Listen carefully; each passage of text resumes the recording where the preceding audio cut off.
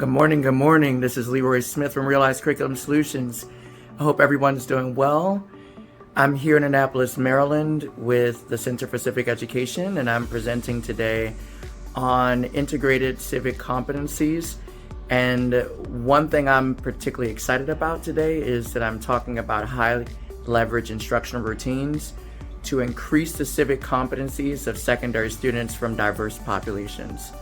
So we're talking about evidence-based routines to get students engaged in their own advocacy work for themselves and for others. And we're also talking about how they can build skills like effective communication, active listening, and empathetic listening, and so much more. So follow along and I'll share a little bit more about the retreat that I had this weekend. And we're just going to unpack some of those wonderful routines, and I'll share a few of them with you